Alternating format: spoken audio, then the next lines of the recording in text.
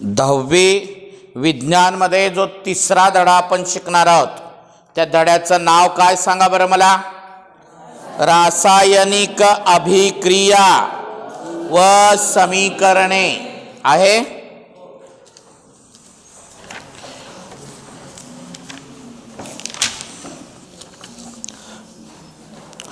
रासायनिक अभिक्रिया व समीकरणे.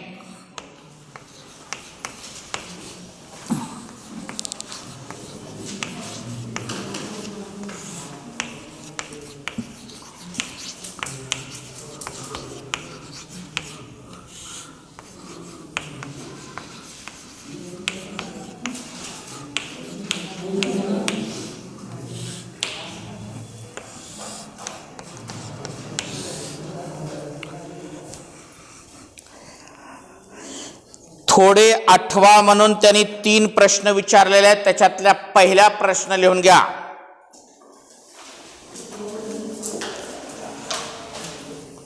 मूलद्रव्याच्या आणि संयुगाच्या रेणूंचे प्रकार कोणकोणते आहेत?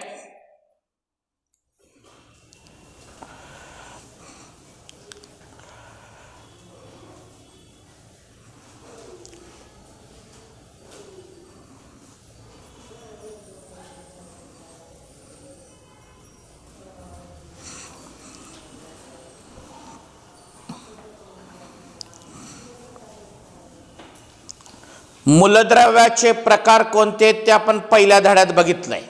सांगा बरं कोणते? धातू, अधातू व धातू सदृश्य मूलद्रव्य.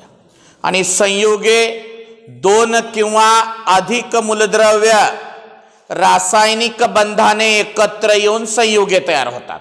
संयुगे कसं तयार होतात? 2 किंवा अधिक मूलद्रव्य रासायनिक बंधाने एकत्र येतात आणि संयुग तयार होतो. आलं का लक्षात? आणि मूलद्रव्याचे प्रकार कोणते सांगा? धातू, अधातू व धातू सदृश्य मूलद्रव्य. लिहा. मूलद्रव्य ही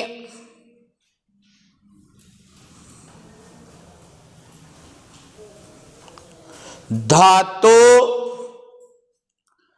कॉमा अधातू व धातू सदृश्य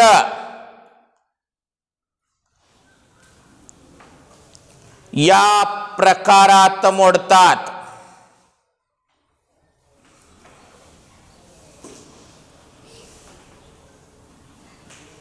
फुल स्टॉप. पॅरेग्राफ चेंज करून लिहा. संयुगे ही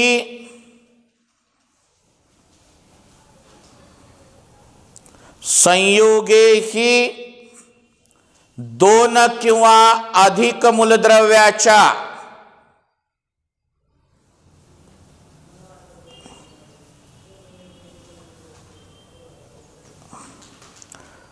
रासायनिक अभिक्रिया होऊन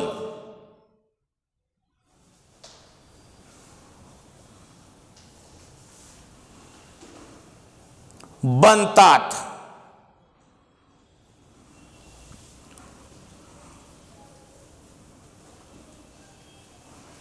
दुसरा महत्वाचा प्रश्न आहे, लिहून घ्या. मूलद्रव्याची संयोजा म्हणजे काय?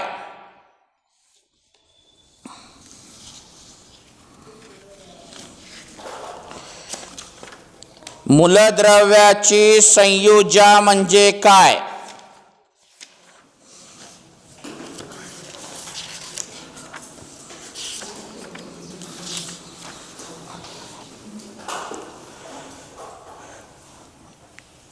मूलद्रव्याची संयोजा कोणाला म्हणायचं बघा. तुम्ही पहिल्या धड्यामध्ये शिकलेला आहे ते. आयनिक बंध निर्माण होताना कोणता बंध? आयनिक बंध निर्माण होताना मूलद्रव्याच्या अणूने किंवा मूलद्रव्याच्या अणूची इलेक्ट्रॉन देण्याची किंवा इलेक्ट्रॉन घेण्याची संख्या म्हणजे संयुजा होय. आणि अजून एक व्याख्या आहे, मूलद्रव्याच्या संयोग पावण्याच्या क्षमतेला. संयोग पावणे म्हणजे अष्टक स्थिती प्राप्त करणे. अष्टक स्थिती प्राप्त करण्यासाठी त्यानं देणार आहे का घेणार आहे? देणार आहे तर किती देणार आहे, घेणार आहे तर किती घेणार आहे, या संख्येला संयुजा असं म्हणतात. मूलद्रव्याच्या संयोग पावण्याच्या क्षमतेला संयुजा असे म्हणतात. आणि अजून एक व्याख्या काय सांगा, आयनिक बंध निर्माण होताना मूलद्रव्याच्या अणूची इलेक्ट्रॉन देण्याची किंवा इलेक्ट्रॉन घेण्याची संख्या म्हणजे संयुजा होय. कळते मी का म्हणलो? तुम्हाला माहित आहे, समजा नायट्रोजन आहे 7, 2,5 किती इलेक्ट्रॉन आहेत? अष्टक स्थिती प्राप्त करण्यासाठी ह्यानं 3 घेणार का 5 देणार? 3 घेणार. 3 घेण्याची संख्या म्हणून याची संयुजा 3 आहे. आयनिक बंध निर्माण होताना मूलद्रव्याच्या अणूची इलेक्ट्रॉन देण्याची किंवा इलेक्ट्रॉन घेण्याची संख्या म्हणजे संयुजा होय. आणि अजून एक व्याख्या कोणती? मूलद्रव्याच्या संयोग पावण्याच्या क्षमतेला संयुजा असे म्हणतात. मग तुम्ही म्हणसाल कोणती व्याख्या लिहावं? दोन्ही बी व्याख्या लक्षात ठेवा. अजून एकदा सांगतो ऐका. संयुजेची व्याख्या पहिली कोणती? मूलद्रव्याच्या संयोग पावण्याच्या क्षमतेला संयुजा असे म्हणतात. आणि दुसरी व्याख्या कोणती सांगा? आयनिक बंध निर्माण होताना मूलद्रव्याच्या अणूची इलेक्ट्रॉन देण्याची किंवा इलेक्ट्रॉन घेण्याची संख्या म्हणजे संयुजा होय. कळते सगळ्याला? लिहा.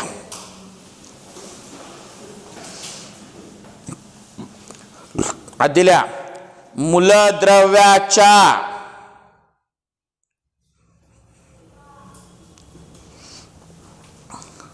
संयोग पावण्याच्या क्षमतेला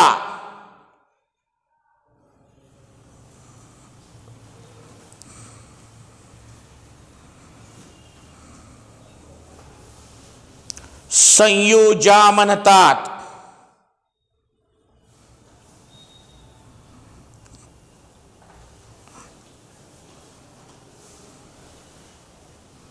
किंवा म्हणून टाका खाली आणि पुन्हा अजून एकदा इन्व्हर्टेड कॉमात लिहा खाली.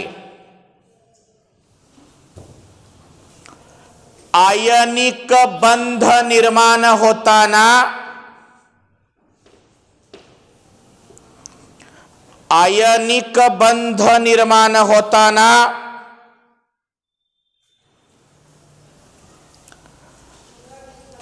त्या मूलद्रव्याच्या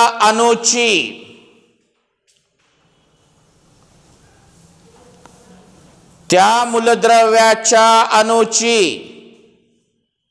इलेक्ट्रॉन देण्याची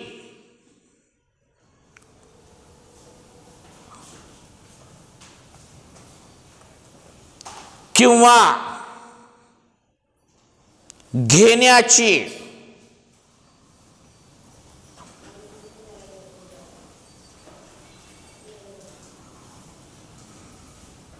संख्या म्हणजे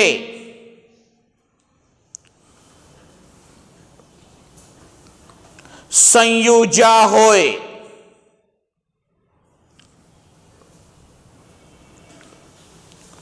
संयुजा होय.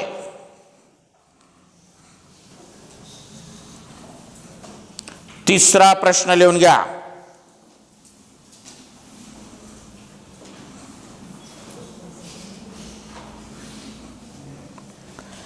विविध संयोगाची रासायनिक रेणुसूत्रे,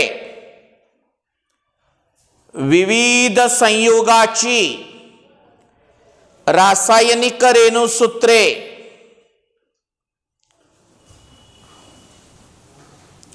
लिहिण्यासाठी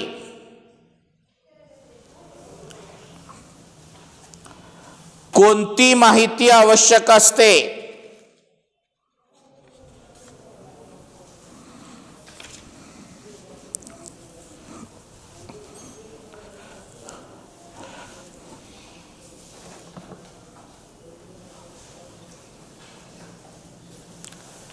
क्वेश्चन मार्क. संयोगाची रेणुसूत्रे कशी लिहितात?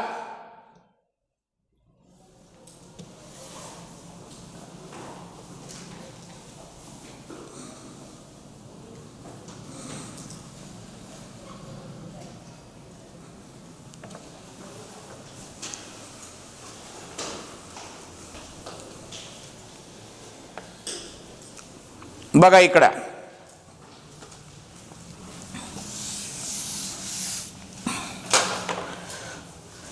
एखाद्या संयोगाचं रेणुसूत्र लिहायचं आहे.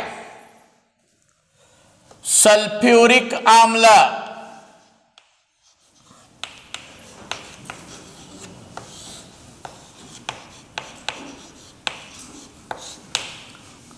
काय? सल्फ्युरिक आम्ल.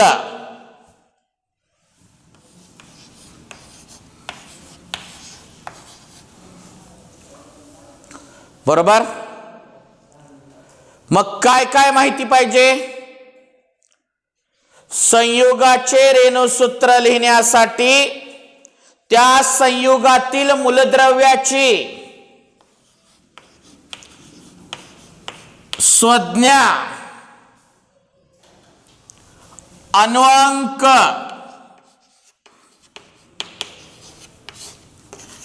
इलेक्ट्रॉन स्वरूपन,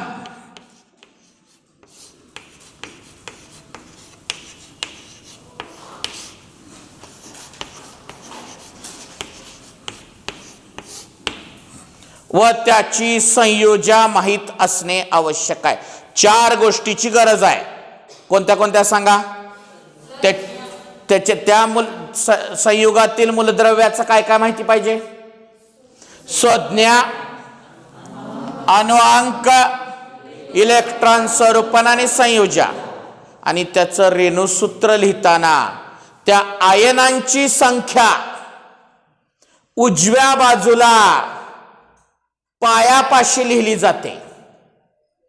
हायड्रोजन 2 आहेत, पुढे 2 जरा खाल्ल्या बाजूला पायाशी. यस, एकच आहे, लिहायची गरज नाही. ऑक्सिजन किती आहेत?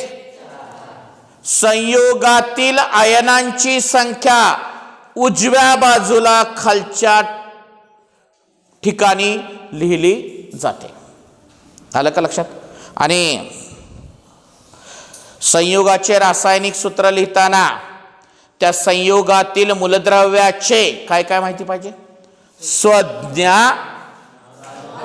अन्वंक, इलेक्ट्रॉन स्वरूपन व संयोजा माहित असणे आवश्यक आहे. फुल स्टॉप. खाली पॅरेग्राफ. संयोगातील मूलद्रव्याच्या आयनांची संख्या उजव्या बाजूला खालच्या ठिकाणी लिहिली जाते. एवढं ह्या प्रश्नाचं उत्तर आहे. कळालं? लिहा.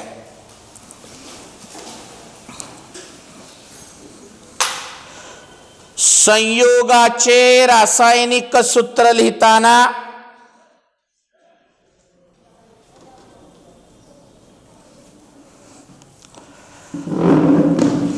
संयोगाचे रासायनिक सूत्र लिहिताना त्या संयोगामधील मूलद्रव्याची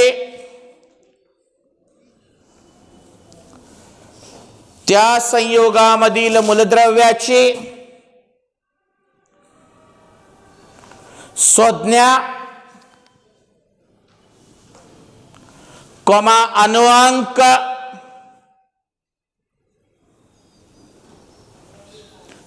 इलेक्ट्रॉन स्वरूपन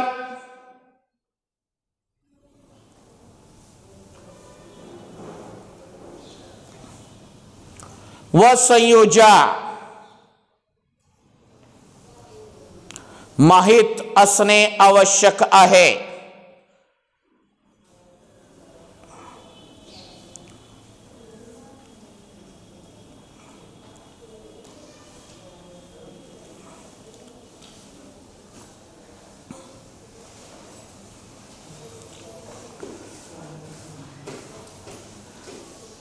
पॅराग्राफ चेंज करा. संयोगातील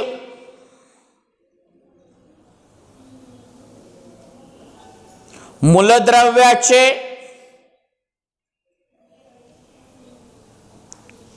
संज्ञा लिहून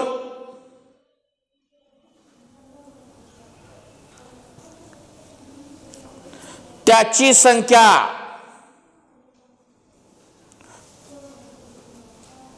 उजव्या बाजूला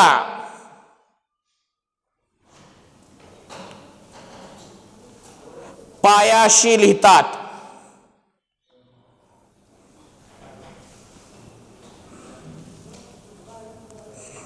बरोबर. आता हे 3 प्रश्न बघितलेले आहेत आपण. भौतिक बदल आणि रासायनिक बदल जे काही आहे तो भाग आपण उद्याच्या पिरियडमध्ये बघूयात.